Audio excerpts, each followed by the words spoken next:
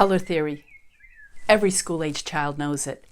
Red and yellow make orange, yellow and blue make green, etc., etc. But did you know that this is antiquated? It has been used since Newton's time, and Goethe was the first one to give us the triadic color wheel. Very useful, very nice, but time to let it go. There is a new theory out there that's been used since the late 1800s, and very few artists are actually employing this. Time for us to learn it. If you want to make your colors and your pastels sing more vibrantly, go crazy in your mind, and bring out life, join me in my workshop, Terry Lynn DeBroy, Traveling Artista. The link is below. Join me. It's next weekend. Sign up quickly. Hope to see you then so we can explore this new world together.